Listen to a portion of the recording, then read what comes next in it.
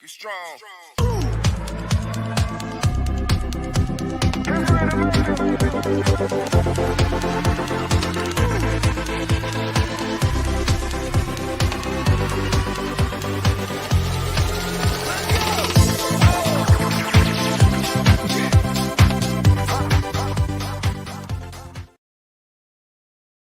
Good morning, everybody. Stephen here, and today we are talking stressed kids.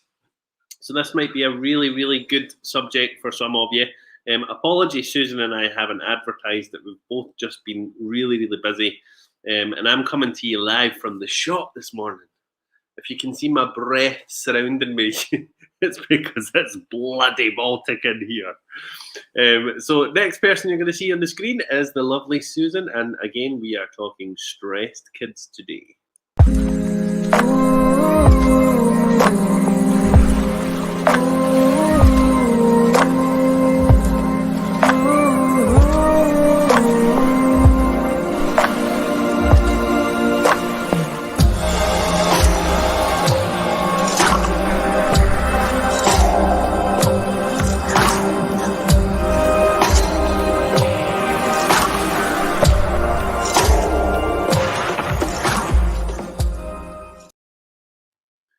Good morning, Sue. How are you? I'm doing good, Stephen. All right, I'm awake. I'm here. It's the best I can do this morning. Give myself a wee shake, get some energy going. Susan's got a really sore leg today, just in case anybody realizes. If you see her wincing or if she looks like she's in pain, she probably is, because she fell down the stairs like a right numpty reading a piece of paper, which isn't really a good thing to do, No, Susan. No. Screaming I was. You've broken my ankle. So Susan, anybody who hasn't seen Susan's work before, Susan is here with us every Monday and every Friday, and Susan talks all about ways in which you can manage stress. If you want to have a wee look at Susan's page, it is Perfect Solutions Coaching on Facebook, on Twitter, on LinkedIn, on Instagram, everywhere she is Perfect Solutions Coaching. And you can also check out Susan's YouTube channel for lots of self-help videos. So Susan, talk to us about stressed kids. Well, I thought because we've talked about stress and anxiety before, and a lot of the methods we've talked about, younger people like teens and that can do them too. So I thought today that I would share some helpful methods for younger children, because especially as families are stuck at home a lot at the moment, or homeschooling, kids will be running about all over the place. It's also things that you can keep them occupied with. So I thought this would be a good family thing to do and maybe be helpful to people. So let's just start off by acknowledging the fact that we're not living in a normal world. We all know that. Kids a lot of them have got like, I don't know, tablets and things like that now, playing about on iPads or whatever. They're hearing the news, they're knowing they can't see their friends and family, so they've not got a normal routine. And the important thing that's the biggest influence on that is one of the number one things that all human beings need is connection. So we need connection with people that we care about, we need connection with other people. And they're not really getting that, kids, with their friends and stuff like that at the moment. So that's a big thing on their lives. So I wanted to get that out of the way, because that's why I'm doing this, because I understand that children's behaviours and reactions might be impacted. Some kids you might see really going into themselves, going very quiet, not wanting to come out their bedroom, not really talking to people. They just want to be alone and sit with their electronics. And even that to me is a sign that they're pulling away from their normality. So it doesn't have to be all hyper and anxious. There's two ways that kids can actually go. So with all this going on in the world, no wonder children are not feeling their best at the moment. So I'm going to talk about how us as carers, as parents, as major influencers, whoever you are in a child's life, is if you're wanting to have a calm, comfortable child who's enjoying their life, we have to be calm and comfortable and enjoying our lives. Because if we're all stressed and anxious, it goes, I've talked about this before, it goes around everybody in the family. Now we have what's called mirror neurons. So if I was really anxious and there's somebody in the room, they'd be picking up on that mirror neuron, and they'd start to feel anxious too. And an anxious person, an anxious adult cannot calm an anxious child. Now, don't get me wrong, I absolutely know this. The minute the child goes into woof, big meltdown or explosions or anxiety, whatever, the first thing we do is we start to get really anxious as well. We do. I'm no different. If we want to, as adults, help that child, we have to co-regulate. And by that, I mean, we have to mirror breathing. So we have to change our breathing to calm us down, to therefore help the child change their breathing. Because in fact, if you're talking to someone and you change your breathing to deep, calming breaths, they automatically change their breaths to sync that very quickly. So you can influence, without even saying anything, you can influence how somebody's feeling just by how their body and the neurons pick it up. So co-regulation, number one importance. I'm not going to put you all through the wet noodle, the singing, the dancing, and the breathing and all that again. It's all on other talks that we've done, Stephen and I. But these are what's really important for adults to practice saying. The more you're regulated and the more you're calm and in control, the more that'll impact the children around about you. So what I want to share today is little methods that you can use at home that can be helpful. It's quite playful as well and quite fun. Because if we're talking about younger children here, they know what an egg and boredom. They'll be like, oh. You also want to keep a routine. A routine is really important, and boundaries. Now, I know as a parent and a grandmother myself, that with all the best intentions, sometimes we do break our boundaries, right? Things that we don't want to do. But if we're looking for a quiet life, sometimes we'll say, just do it. But what we're actually doing there is sending a mixed message. Does a child think, am I meant to do it, or am I allowed to do it, am I not allowed to do it? Because as soon as we've said, just go and do it, it's okay, they then think it's all right to behave and do that, whatever it is.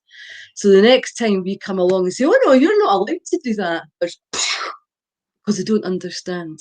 So that's why it's important to have boundaries. Does that make sense to you? I'm sure, Stephen, I bet you've broken a few boundaries with your kids in your time as well. Oh, God. We've all done it. But the thing is, I'm not saying that never ever do it, because it's human nature to do it. But it's just to be aware that perhaps you need to have a conversation around that to explain that it's just this one time or whatever. Mm-hmm. Because children, that's how they know what they're allowed to do and not, by the boundaries. So I also think that parents are the best people to recognise if their kids are anxious or stressed. You know your children better than anybody else. You'll recognise the little signs. So it might be headaches or tummies, not wanting to mix with people, being reclusive, or perhaps temper tantrums or being really clingy, all these sort of things with young kids. Maybe not wanting to go to bed, big fuss when they're going to bed, where usually before that they were going to bed okay. So there's a bit of attachment there, they're not wanting to leave your side. What I would say is I was just speaking to Stephen about this, try not to say to your kids, it's just anxiety or you're stressed. Because what happens is you're starting to feed that child unintentionally. I've got stress and I've got anxiety. I've had young children coming to me 5 years old, and I always speak to the child, always, because it's a child that's looking for help from us. So I've got to build a relationship up. And I've said to them, how are you feeling today? What's brought you here? What do you want to do? And they said, I've got really bad anxiety. I've got really bad stress. Now, a 5-year-old wouldn't have anxiety and stress. It wouldn't be a word that they would automatically use, so they're learning that through adults. So there's other ways that we can do it to help them without using these words. And I think that's quite important, because what you want to do is build up their confidence. So let's talk about words that you can do. You want to encourage them to talk about their feelings. Like, they've got a sore tummy, and how does that sore tummy feel? And because we're talking about young kids here, some people might have these posters that you can get with the little faces with all the emotions on it. Because if kids can't put into words how they're feeling, they can pick the face up with the wee emotions and be able to talk about that. Be comfortable with silences. If they're not talking, don't say, oh, come on, tell me. Just sit back and have that silence and let them think. Because sometimes it takes a bit of time for what you're asking to sink into the head, into the mind, so they can answer. Maybe a lot slower than as an adult. So it just takes that bit of extra time. And really try and encourage them so they become the problem solver. Like, what is it you think you need? What is it you think we could do to make you feel better? Rather than you finding the solution. Involve them in finding the solution. Because you don't want them to avoid situations. We want them to see that when problems come up in life and challenges come up in life, actually, do you know what? They're pretty clever and they can actually find their own answers with a wee bit of help sometimes. That's important. That is important. I think as parents, like a lot of parents, they'll if a child's melting down, they'll say, "Listen, you just need to stop this. This is, they'll almost tell them off." Right. Point to remember there, right? The minute any child goes into a meltdown, they have lost it, right? They can't hear you, they can't think, they're just in a state of overwhelm. The only thing that you can do that is going to help that situation is for you to stay calm and wait for it to stop, because that child cannot hear you. Because the minute they go into that state, their hearing stops working correctly, their brain stops functioning, the feeling of high alert and adrenaline and everything's overtaken it. It doesn't even know what's going on. It just go, ah! And all you can do is step back, wait till it passes and keep yourself calm. Mm-hmm. That is all the shouting in the world. It's not going asking to stop. It's not going to happen. It really isn't. If it's just something where they're maybe like having a bit of a moan and they're just really quite stressed, ways to deal with that would certainly be like, talk to me. What is it you need? Yeah, you can do that, but a full big explosive screaming and rolling about the floor and sound like they're getting murdered sort of thing. There's nothing you can do about that. You just got to wait till that passes. That's so hard, though, isn't it? I'm sure loads of people watching this will be like, that is one of the hardest things that you could do, because honestly, all you want to do is just grab them and say, "Shut up." Stephen, I'm no different. I know, and this is a terrible thing for me to say, sitting here, that there's been times in the past that Blair's taken a full meltdown and he screams so loud and it actually sounds like he is getting murdered. Right? You think he was getting murdered. But I have no idea why he's doing it, but something's triggered him, right? And I'll go, shut up! Automatically I do. And afterwards, it's really funny because although he's like screaming in tears and all hysterical, with just like that, it can just change, and then he's sitting back all calm again with a book, right? And he'll look at me and he'll say, "You're a very shouty granny too." I'm like, I'm so sorry, Blair. Do you know what? But he's right, because that shouting is no good at all. All it does is actually upsets him more. Yeah, I'm known for being the shouty parent. Like, Nikki's a bit calmer when things are stressed, I suppose, and I'm the one that's like, shut up! Well, you need to wet noodle, Stephen. You need to wet noodle and breathe. It's not all the time, but I certainly do get really stressed, and like I can go from 0 to 100 in seconds. I would never harm them or hit them No, I know that. And it's an instinctive thing. But remember the choice point. For 1 second, we all have a choice on how we're going to react. And it's at that second, recognizing how you're about to react, that you should take a breath and relax. It only takes 1 second to switch that response on. Isn't that so hard? Practice it. You have to. Because really, you're not helping anybody. Sorry, but you're not. Last night I was working last night, and we were in the middle of doing my tarot course, and like the last 10 minutes, Noah walks in, and he's standing like on the other side of the laptop, right? And I'm like, go away, go away, go upstairs. You know, like trying I felt like here. I felt like here. I'm trying to stall. and he's like, but dad. I'm like, put myself on mute. Go up the bloody stairs. Sorry, guys, I just had to tell Noah off. You know, but it's so easy to go from 0 to 100. Just with an afterthought, how do you think you could have handled that situation different? I probably could have said, guys, can you excuse me a little minute? I'm just going to take Noah upstairs. Yes. Put myself on mute, take him upstairs and say, Noah, Dad's working. How easy would it be for you to be up here? And honestly, I'm the best person at doing this in normal situations. But see with my bloody kids. Well, you just need to practice, right? Just be aware of it. The minute you're aware and you start practicing, it gets easier. It's all about building new habits and new methods. That's all it is. Sure and you know what? Watching the same. If you didn't succeed all the time, well, you didn't succeed. It's a lesson. You think, well, what can I do differently next time? Because none of us are perfect, that's for sure. I certainly am. But the kind of phrases that you can use are, come on, I'm here for you. Always use a soothing voice, because the soothing voice actually calms and not the voice. Stephen. So, and together we can work on this. Come on, we're a great team. Let's have a look at this. Do you want a wee hug? I love you. You know, the nice things in life, right? Do that. Remember, this isn't for full melting. This is for kids that are showing that fear and worry. Makeup, I do, you know, what do you call it? I've forgotten what I call it. Was it the big stretch up in the air? Was it? I've forgotten. Stands, some power stands, right? Let me do the power stance and have a battle cry, like I am a warrior, you know, something like that. I can do this. The nose or fly in your face. I'm a superhero, whatever it is. Kids like stuff like that, but you're making it fun and playful.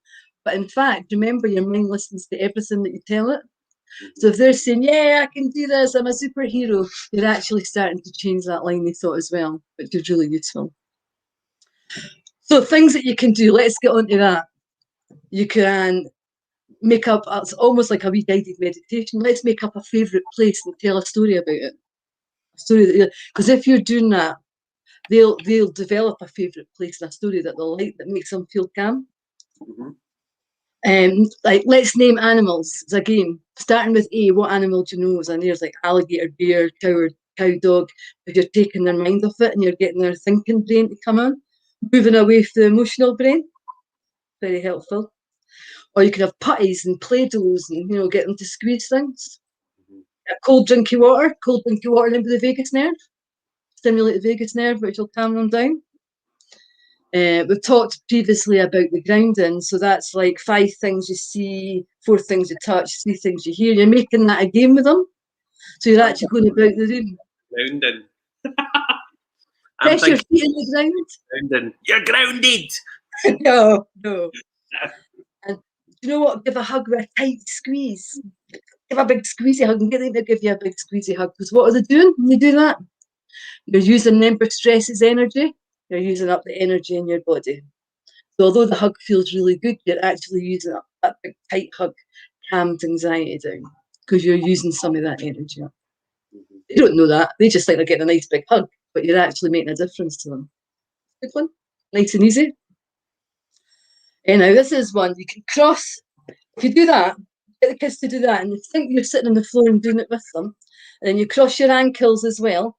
So you're sitting on the floor, ankles crossed, and then you put your tongue on the roof of your mouth.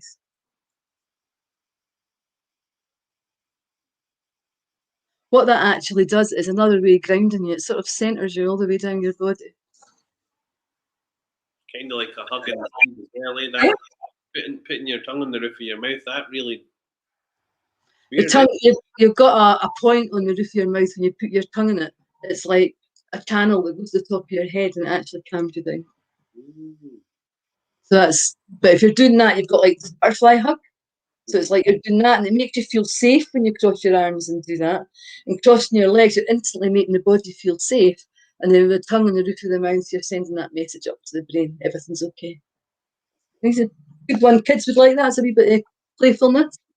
And none of it, so far, we would never have mentioned stress or anxiety. All we're doing is naturally showing them methods that they can use to feel good. So that's really important. Let's have a look. Some of you may have done this. Create like a calm spot in the house, like a wee corner. And you can have eddies to cuddle or pillows to cuddle, drink, something like that, all in that area. That'll always stay there. That's their spot, where it's not like a timeout or you've been a bad person. It's let's just go and get comfortable sort of area. And if you want, you can go and lie down for 5 minutes with them. And it's just like a wee place that you can relax. And it's all about feeling good and feeling comfortable. No mentioning stress, no mentioning anxiety. You're not drawing the attention to the fact that they're not feeling calm. All you're doing is introducing some playful things into their day. So that's important. And just explain to them that whenever they want that wee calm corner or want a wee rest, that wee corner is there for them, so they know that. That's quite handy. Breathing exercises are really good, but with wee kids, you want to make it playful. So you could say you can use bubbles for breathing, feathers, get them to blow feathers because they see the feather moving.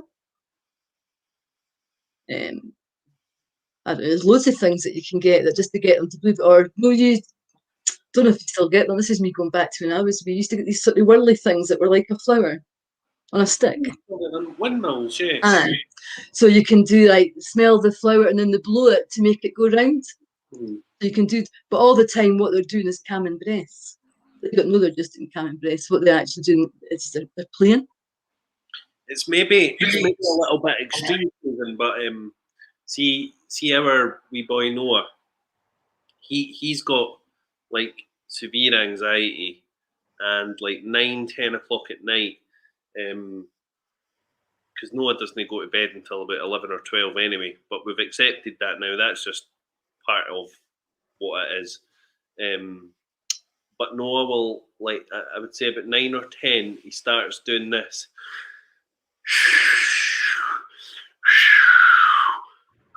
So he's trying to self-regulate. He's, I've shown him lots of hints and tips on how he can breathe. So you can really see him trying to self-regulate. But I think that sometimes when he's trying to self-regulate, it's making him even more anxious. What would your hints and tips be on that one? Very difficult. Is Noah the wee boy that's got autism? Yeah. What happens is not everybody's different, but what can happen is there's habits that develop, their own wee habits, their own wee way of dealing with things, and they get so encoded, if you like, in their brain that it's very hard to get them to change because it's their thing. So what I would try and do is probably not get them stop doing that. I would try and introduce something else, see if they like that better. Try and stop me doing them. I'll cause a big meltdown if you try to stop them doing something he wants to do. But is he trying to do his breathing there? Yeah, so he's trying to. Last night, for instance, he had in his head that he had cancer. So he was saying to me and Nikki all night from 6 o'clock till like 11, Mum, Dad, isn't it rare for kids to get cancer? We were like, yeah, it's rare for kids to get cancer. But what if I've got cancer? Right. Well, do you know what? There's things that you can do that you can do for him that would be soothing, right? That without really, he doesn't need to do anything, but it depends if he'll let you. You can get a soft brush and body brush. Would he let you do that? Probably not. He would probably tell us to piss off. Because actually because it's the senses, a really soft brush going over your body is actually really soothing and really calming. Actually, he likes to be tickled, so I think tickling really brings him down. So yeah, that's a good. That might work. Anything that's soothing. Remember, there's that one. Would you do that? Do you think for his work? Would you let you do it on him I for his wouldn't. shoulders? I wouldn't think so. It's No. just finding something that works for him. It's trying out different things to see what works for him. You may have loads of things to try, but body brushing, if you let you doing that, that's really soothing. You just lie there and all you do is brush him. Yeah, pressure works as well. Weighted blankets, stuff like that. That tight hug might work then. So if you like that, the tight hug, what I was talking about that calms him down. Yeah, I think Does he like tight hugs? Sometimes, but the frustrating thing for us as parents is that his things change frequently. So like so for one week, tight hugs might soothe him, and then the next week, tight hugs might infuriate him. And how old is he? How old is he? 9. 9. Don't know if he's too old for. Is he too old for like social stories and stuff? Does he like stories? Not really. No, because that's another thing that you is a good way to introducing a new thing is through a story. It depends on the child. It depends what they like. It's up to you. Hard. What I would say though is always work around his strengths and the things that he likes. Because if you work around his strengths and the things that he likes, then he's going to listen to you. I mean, does he play any like games on, I don't know, is it Minecraft and all that? Does he do any of these sort of things? Sometimes, just depends on his mood as well. Well, all I can say then is you're going to have to be as flexible as him, Stephen. And whatever mood and that he's displaying at that time, he's not going to step into your world to change anything. You're going to have to step into his. Mm-hmm. I would imagine there's other people out there that have the same kind of story. You know that their child it's a constant changing thing. You know, it's something that you can't say that is their thing. It changes all the time. So no, I know it's really hard work as well. It's really hard work. It is. I've not got a magic answer for it. No. Apart from just do the best you can. Because you know what? You can't do any more than the best you can. That's it. All these hints and tips, they really do help because wet noodling works for him so well. And do you know what else works really well for him as well is kids yoga. So there's a YouTube channel called. I've seen it. I've seen it on your page. Yeah, and it's quicker, faster yoga. Yeah. So it's not like slow yoga. It's really quick yoga. So Sonic the Hedgehog yoga and all it. I think if you go into YouTube and you just search Sonic the Hedgehog yoga. Yeah, I've seen that. The way that she does it, it's a really, really good way of helping kids self-regulate, I suppose. Do you think he'd put a wall down? If you said to him, help me push this wall down, do you think he would do that? Probably. Because he's not going to push the wall down. But if you put 2 hands on the wall, right, and lean out and put your weight on it, and put all your energy into trying to push that wall down, you're not going to do it, right? But what it does is it actually regulates inside your body. It's actually really good for anger and overwhelming emotions.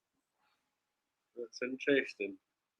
There's lots of people commenting today as well. There's loads and loads and loads of comments, so we'll come to those in a minute. But if you think that going back to stress is too much is energy, and when you have anxiety and overwhelming stress and anger, all that is just too much energy and hormones in your body.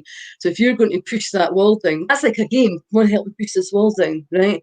What you're doing is you're using all that energy and you're tensing up every muscle in your body, tensing every muscle in your body when you do that. So when you stop, your body automatically goes into wet noodle.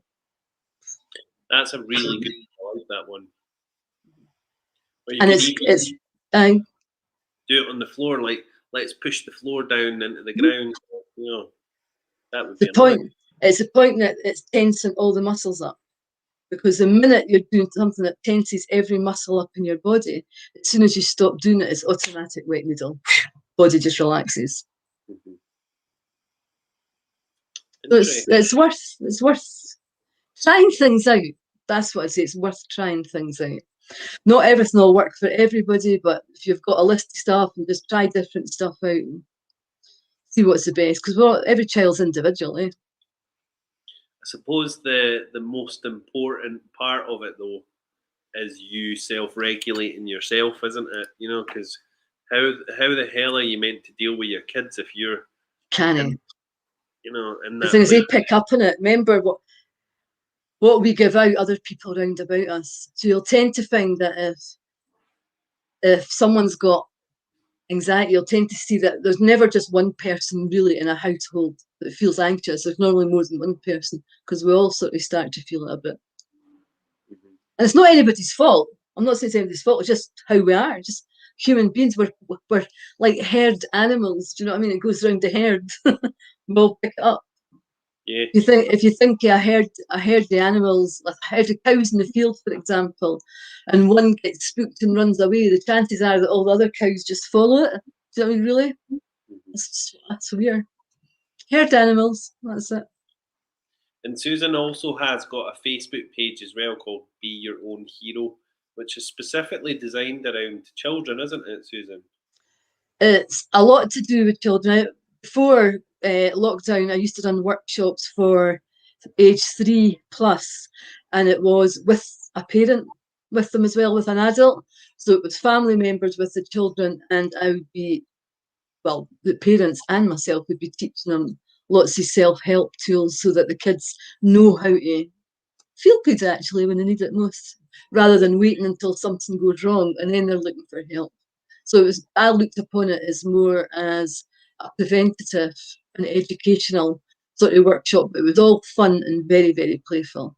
I mean, the parents and myself were all crawling about the floor and doing all different things. I loved it. I was back being about 4, my Harry Potter ones and everything. It's great. We shall get back to that as well, Susan. Yes, yes, we shall. I loved it. Absolutely, really, really loved it. I'm always saying connect with your inner child. Be playful, have fun, life's too serious. These workshops were definitely me connecting with my inner child. I was 3 years old, 4 years old, every workshop I done. That's amazing. Loved it. Kerry Forrest is saying there, I wish Susan was around when my kids were young. I was a shouter, although I'm enjoying putting your techniques to use with my granddaughter. Thank you. That's amazing. That's lovely, Kerry. And I have to tell you, when my kids were young, I was the biggest shouter in the world. I think I was shouting for about 15, 16 years without taking a breath. That's how bad I was. Susan was known as the morning monster for Yes. anybody who hasn't seen that. That's what my kids all called me, the morning monster, because as soon as I got out of bed, I was like, I was just a daytime and nighttime monster too. Kelly saying my Harley, who's an adult now, has a personality disorder. She used to be extremely violent to her siblings. I would throw myself on her like a limpet and do the tight hug, but always seemed to bring her down. It took some time, but definitely worked. Yeah. And That's good. That's good, Kelly. Expand on that, I don't think Kelly actually threw herself on her child. You know, I think she just like grabbed her child quickly, just in case anybody jumps on that comment. You know what? I think I threw myself on my kids a few times actually.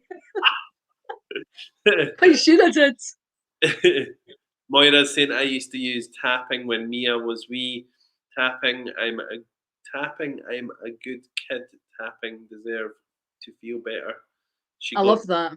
That's love. I really like tapping. Tapping is used in a lot of schools in America now, and it's really effective for kids, and it builds up confidence and self-esteem and everything like that. So that's great, Moira. And you just made me think of another wee thing. If you put, no, you get these wee stickers like for kids with funny faces or whatever. If you stick 3 or 4 about the house, right, anywhere where you want to put them, and what you do is every day you can play a wee game, right? You go around the stickers, and every time you see a sticker, you've got to say something good about yourself, right? So if you go to the sticker as an adult, you'd be saying like, "Oh, I am worthy, I am deserving," but you're getting your wee one, your child, to say really good things. I am a superstar. I am wonderful. I am loved. All these things. So it's all going in here, right? And what that's doing over a period of time is they'll start to really believe it. You know what? I'm confident. I'm loved. I'm a wee superstar. It's a great way to build up a child's self-worth and self-esteem. It's really and easy and it's fun. Make it a game. Get the whole house doing it. So what are you saying today? Make it into a game. Really good. Brilliant, thank you for that. Gina is saying, with my wildling, saying nothing to him when he is at his most furious works best. If I talk to him while he is angry, it just seems to make him even more furious. I have to wait till past that moment. And I think you're right, Gina, because there's nothing you can do anyway. The only thing that you can do is that, well, the best thing that you can do is just for you to stay calm and just let that moment pass. There's nothing else you can do. Mm-hmm. And I'm not saying it's easy, but that's absolutely the best thing to do. Gina's also it's Cosmic Kids is the yoga.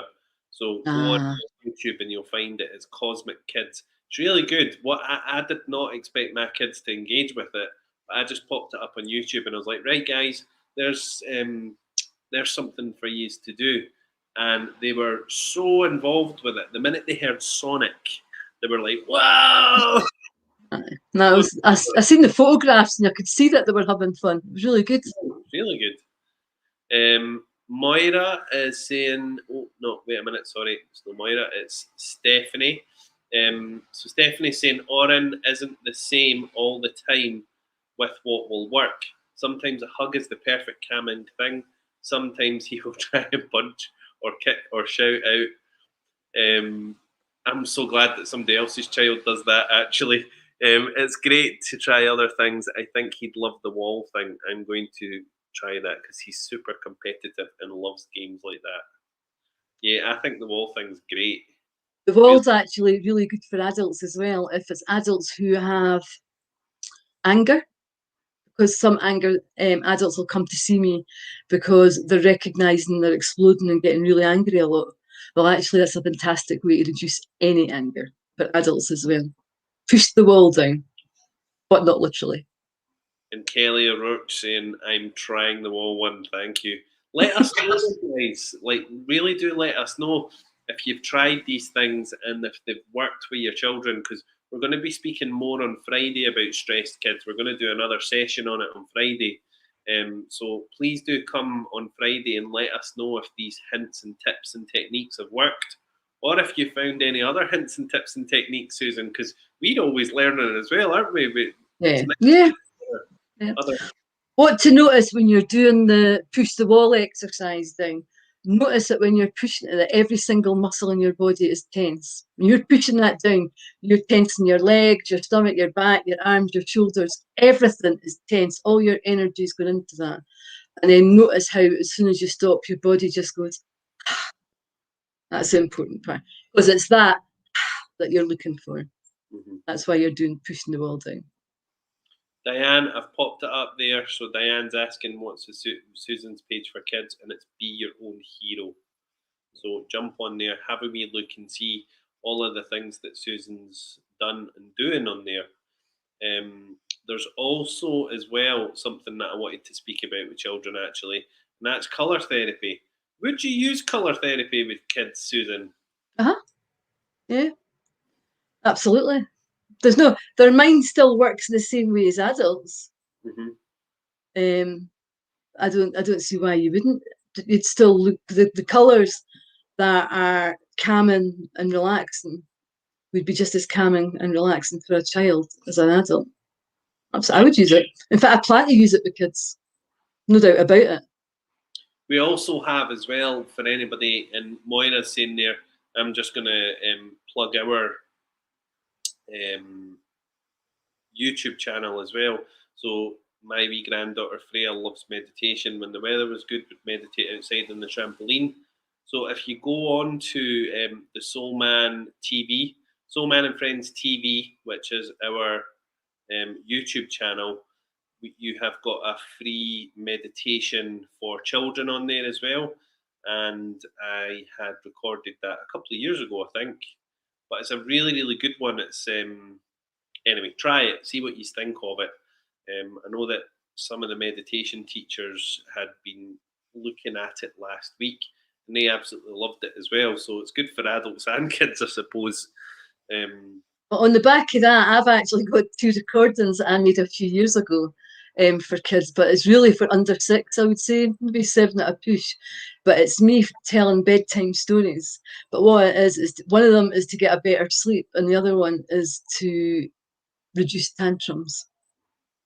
And it is, and when I say this, people go, "Oh, I don't know." It's a self-hypnosis recording for children. It's very much told. It's me telling a lovely little story, but it's got. Do you remember when you were at school? Well, maybe it was before your time. We used to get fables. It was stories, but had a hidden moral meaning to it, right?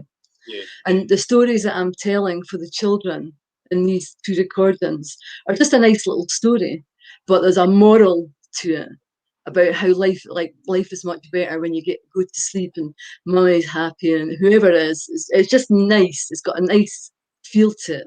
So it's not like a normal self-hypnosis recording. It's just very relaxing for them, but feeding into their brain that it's nicer to be nice, basically. That's wonderful. So yeah, share that, Susan, as well if you can. I don't know. I can't because it's an MP3. I can't stick it on Facebook if it's an MP3. But if anybody wants it, they can contact me, and I'm happy. I mean, it's just lying in my files. I know I've still got them, but I don't really do anything with them. Yeah, that's really good.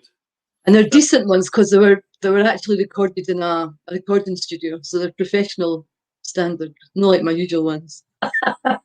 Yeah. So they're good. I think absolutely anything that works to try and help kids to bring them down, though, is a good thing, isn't it? Yeah. I've said before that we've got colour changing lights in our bedroom, and it's the actual lights that are in the ceiling. I think a few years ago I spent quite a lot of money on those LED lights, but they're the best thing in the world because we're lying in bed and our whole bedroom is submerged in that really nice blue light, really calming colour. But what's interesting is sometimes Noah, when he's sitting there, he'll be like, "Wah, turn the lights to white. I don't like this." So Then I would do that. I would turn the light to like white. Don't because if it's going to remember all lights starts off as white light, but maybe it just doesn't want a blue like that day yeah, because you're just pressing these buttons. So why would you want to press these buttons, Stephen? exactly. I just No, but and say, yeah. if you're going to bad mood, there you go. Have the red. I'm joking. I mean, Fire them up even more. Blue is canon, but after blue, I would normally use a green light because green is a bit of blue and red in the sense that it's a balancing colour. Where blue calms and red lifts you up a wee bit more energy. Green is the colour for just balancing you out and making everything level. yeah. I'm just going back to the comments. Second. Kelly is saying, I will watch the replay on Friday, but will let you know how I get on before, as it's daily meltdowns. Brilliant. So if you look on my YouTube channel, there's videos there of other methods that you can use with children that are like the bilateral stimulation. The butterfly hug's a really good one for kids. And that's on a video there. And I've actually got another video on there called Calm Kids Down Fast, and it's little exercises to help with kids. and Worth again, looking at. Susan's YouTube channel is running across the bottom of the screen there. Perfect Solutions Coaching YouTube. Yeah. Kelly is saying, Kayla absolutely loves meditation. She uses New Horizon on YouTube. She keeps asking when you will do more for kids, Stephen. When I have time, Kayla. I actually do have a couple of meditations that are private, that are unlisted, so I should actually just make them public. And they're just ones that I've used in schools, so I should really put them up and make them public, because I suppose whatever works best for your kids. Sometimes meditation's not a good thing to do with kids either, because they find it really hard to focus. But the way that I do my meditations with kids, they're mindful meditations. So for instance, one is where the kids have their eyes open. There's no point in telling them to close their eyes if they don't want to close their eyes. So Yeah. they'll just imagine a torch moving down the body, and whenever they feel any kind of anxiety or whatever, that torch goes to that area of the body, and it just helps them. I suppose There's one as well that with the power stance thing. I'm thinking what I used to do with the kids. I'd get them to pretend they were a tree, right? And then there'd be a tree that was swaying in the wind. All these things. But yeah, it's becoming aware of what it feels like. yeah, And all that's really soothing. Stretching's really good for you because you're grounding yourself. But pretend you're a tree and just let your leaves sway. And what that does, that soothes the body. So there's a lot of things you can do to make it fun and playful. yeah. One thing that I do with the kids in the schools that works really, really well, because we do the breathing exercises first, and that is a pillow. So just getting a pillow and resting that pillow on their tummy. Yeah. They have to move the pillow up and down. So to do that, they have to breathe. Yeah. It's just a really good exercise for them. So, it might be that you guys are sitting there with your kids and you're like, right, grab a pillow, stick it on your belly, lie on the floor and make the pillow move. You can do arms up when you breathe in and arms down when you breathe out as well. Mm. So remember, moving the body is really good. This is what it's all about. Because if you move your body, that also, remember, we were talking about that the other day, it reduces stress too. Yeah. And again, because you're interacting with them, you're doing things, it's playful. Like it. We've got a book that we've got, and it was like mindfulness things for kids. And in that book, Nikki had made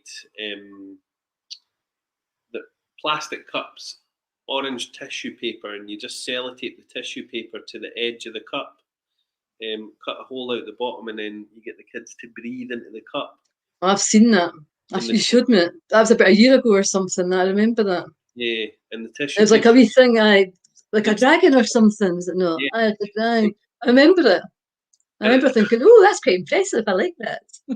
It works really well. The only thing you need to make sure that you do is you cut the tissue paper to the length of the cup, because when they breathe in, the tissue paper. So you need to make sure that the tissue paper is cut to the length of the cup. But it is a really good one. It works really well. So are these, the party things that you blow in? It was good. I remember it actually really well. Another thing you can do is have a wee calming box. So all the things that worked in a wee box, so you need it is actually already there. So you're prepared for it. Yeah. But what you've got to do is have the conversation with a child before everything goes crazy. So what you want to do is when you've got a nice calm child listening to you, you want to explain that that's a special box for them. And show them all the goodies inside it, and just say whenever they want, you can go and just play with that. Because textured things as well, things that make a noise, can be Play-Doh and pillows, anything that works. You're better having it for children. You're better having something there already to use, rather than wait until. Well, I'm just going to say the shit hits the fan, and you've got to deal with it, because then it's too late. You can't do anything about it. I think no matter what you do, though, the shit's going to hit the fan at points anyway, isn't it? And I think you're also going to be a shouty mum or a shouty dad at times as well. Yeah. With all the best intentions in the world, none of us are perfect. Exactly.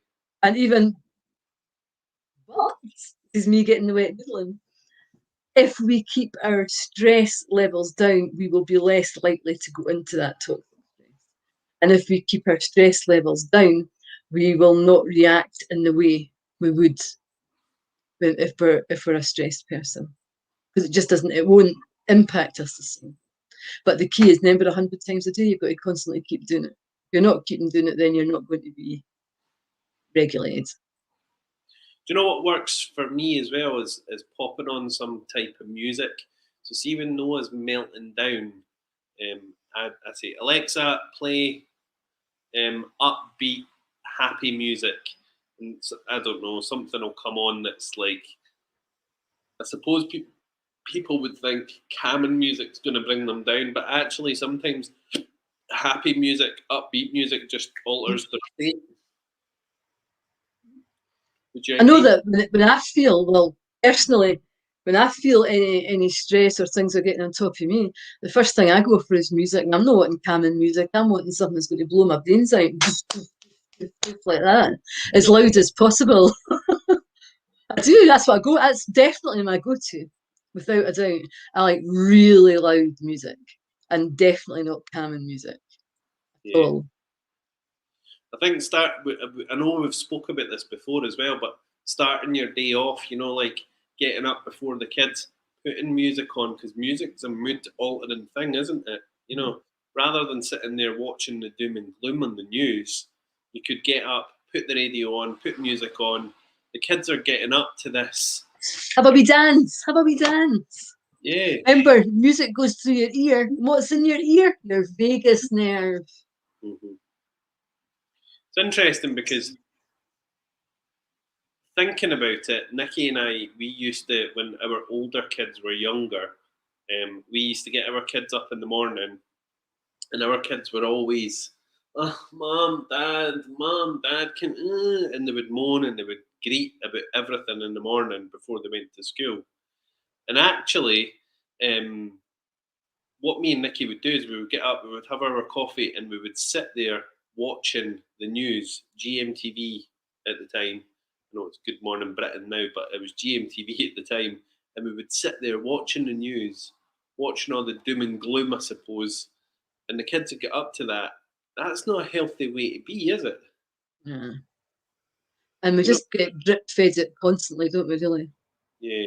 And half the things in the news and social media is all made up as well, just for shock factors for people. Then people get all confused and they don't know what to believe, and people start worrying about stuff. Yeah. So now when we get up in the morning, it's music on the radio. And obviously you have got music, news on the radio, but it's short. The kids aren't noticing it as much. So yeah, it makes a big difference, I think. Setting off your day, starting that intent, Well, I'm going to go back to my YouTube channel. There's actually an early morning exercise that I've got on that as well. Can I let you talk about that for a wee second? No, Stephen, I can't remember what it is. Yeah, you want to go away? Go on, sorry. I just need to really, really quickly get the door because it's the postman and he's got a parcel. Run both ways. 1 wee second. Fine, it's fine. He cut me off there. So what I'm going to talk about is actually for us adults, what might be a good thing is before the kids are even up, is if you do look at my YouTube and you'll see there's a calm anxiety down anytime video. And I put it in, I think it says calm anxiety first thing in the morning or anytime. And it's actually a really good way to start your day. Because what you're doing then is you're starting off in the way that you're wanting your day to be, and you're feeling great. And what I was talking about with these mirror neurons, if you're feeling great, the kids start to feel great. And plus, if you are feeling good, when they're all stressed or anxious and screaming and throwing their breakfast across the table or the floor or whatever, you won't react in the way that you would if you were stressed. You're stressed and breakfast is getting thrown about and the kids are screaming and all the rest and the telly's going and the dog's barking to get out or whatever. You're going to be like, ah! And quite rightly so, because you'll just feel overwhelmed and bombarded. If you make sure that your stress levels are dialed down, that you're in that regulated place, you'll absolutely will not flip and react in that way. And that's the good thing about that. And he's back. The good thing about being regulated. There you are, Stephen. Welcome back. I was listening while I was over there, so yeah, thank you for sharing that. Oh God, it's freezing, eh? It is cool. I The don't big know. thaw. It's a big thaw outside. That's what we've got. Yeah. Hopefully, this is the start of spring, though, isn't it? You know. Hopefully, we're moving into like warmer times, and we can sit in the garden and sunbathe while the kids are screaming indoors and we're locking the back door. That's a good way to do it, actually. Sit in the garden, lock the door, and leave the kids in the house to scream. This will show you how bad I was. My granddaughter, Kerry and Chloe came to see me. Now they're 19 and 21 at the moment, 2021, like that age now. But at this point, they would have been about 4 and 6, right? And I had just hoovered and done my housework. We were with her mum. And I opened the door and it was like, doo, doo, doo, doo. All I could see is they had a Greggs sausage roll in each hand. And all I could think is, I've just hoovered. This is so bad, right? Took them through the living room into the kitchen, pushed them in the garden and locked the door. Back. And they were like that, and they were freezing, and they were at the door. Granny, can we come in? No, not till you finish your sausage roll. You know, they still cast that up to me. All these years. And I do feel guilty a wee bit, but I didn't have to hoover again. How bad's that? You locking your grandkids out because of a sausage roll? Not at all. But So there. There'll be a lot of people watching this though, and sometimes they just want to lock themselves away from their kids, don't they? You know, like my wife does it often. She'll go into the bath. She locks the bathroom door, has a bath. I'm in the house at the same time, obviously, but the kids, all I can hear is "Mommy!" boom, boom, boom, boom, "Mommy!" boom, boom, boom, boom, hanging the door down, and she's sitting there with her headphones, unaware of it. And I think that sometimes, you know, especially right now, I think that's sometimes a good thing that people can do. You know, leave the kids with your hubby. Because I think we all need that break. I had, well, my 3 kids are all older, obviously, but I had them. My oldest, I've got 3 children, but my oldest was 2.5 when I had the youngest. So they were really exceptionally close in ages. And I was also a single parent at this time, right? So being on your own with 3 kids under 3 is hard work, right? And I had a room in my house that I made a safe room. So it had like a safety gate on it. It had like the socket covers, all that kind of things. And what I used to do was just put them all in it, cot on the floor. And I used to have to go and just breathe in my bedroom sometimes. And having that space is so important to be able to do that, just to Yeah, get on with it and be able to cope. I like that actually. A wee safety room. That's a really good. Got me through. Do you know what I mean?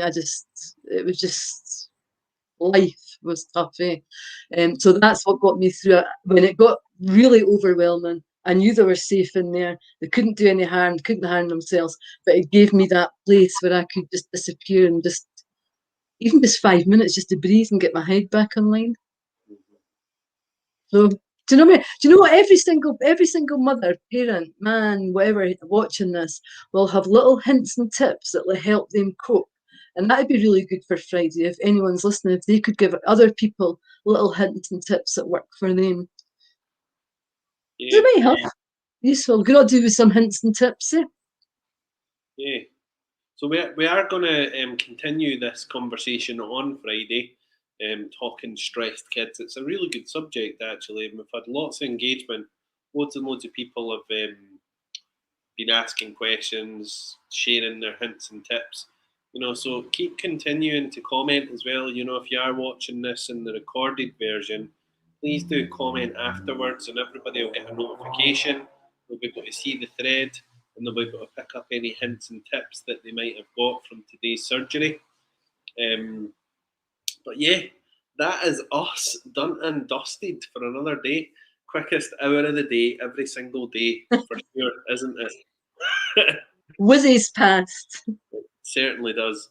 So again, on Friday, Susan and I will be speaking all about stress with children.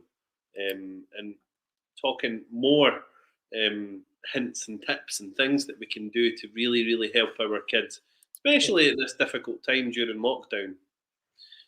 Tomorrow, on tomorrow's surgery, we have got the very lovely Johanna coming back on, and she's going to be speaking about her new business that she's just launched.